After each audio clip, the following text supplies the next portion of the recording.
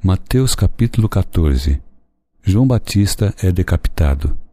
Por aquele tempo, Herodes o tetrarca ouviu os relatos a respeito de Jesus e disse aos que o serviam: Este é João Batista, ele ressuscitou dos mortos, por isso estão operando nele poderes miraculosos.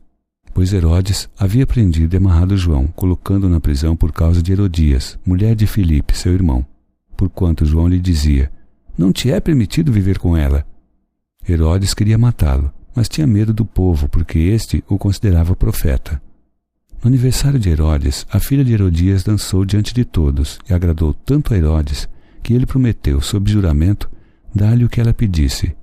Influenciada por sua mãe, ela disse: Dá-me aqui, num prato, a cabeça de João Batista. O rei ficou aflito, mas por causa do juramento e dos convidados, ordenou que lhe fosse dado o que ela pedia e mandou decapitar João na prisão. Sua cabeça foi levada num prato e entregue à jovem, que a levou à sua mãe.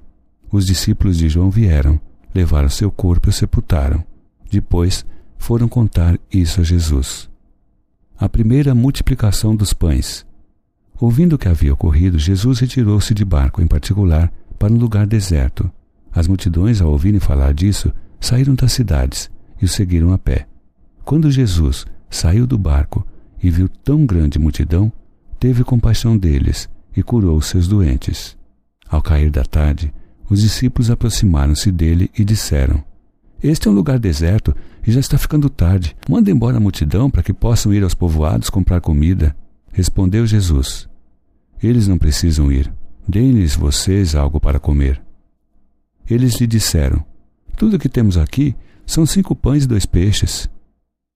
Tragam-nos aqui para mim. Disse ele, e ordenou que a multidão se assentasse na grama. Tomando os 5 pães e os 2 peixes, e olhando para o céu, deu graças, e partiu os pães. Em seguida, deu-os aos discípulos, e estes à multidão. Todos comeram e ficaram satisfeitos, e os discípulos recolheram 12 cestos, cheios de pedaços que sobraram.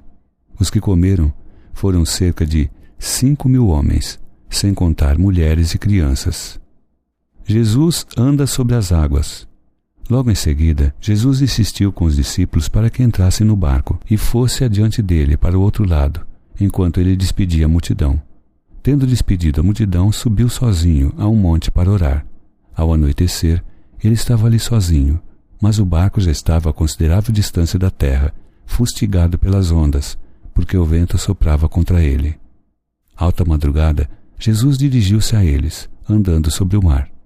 Quando o viram andando sobre o mar, ficaram aterrorizados e disseram: É um fantasma! E gritaram de medo. Mas Jesus imediatamente lhes disse: Coragem, sou eu, não tenham medo. Senhor, disse Pedro, se és tu, manda-me ir ao teu encontro por sobre as águas. Venha, respondeu ele. Então Pedro saiu do barco, andou sobre as águas e foi na direção de Jesus.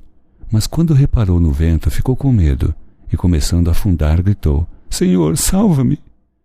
Imediatamente, Jesus estendeu a mão e o segurou e disse: Homem de pequena fé, por que você duvidou? Quando entraram no barco, o vento cessou. Então os que estavam no barco adoraram, dizendo: Verdadeiramente tu és o Filho de Deus. Depois de atravessarem o mar, chegaram a Genezaré. Quando os homens daquele lugar reconheceram Jesus, espalharam notícia em toda aquela região e lhe trouxeram seus doentes. Suplicavam-lhe que apenas pudessem tocar na borda do seu manto, e todos os que nele tocaram foram curados.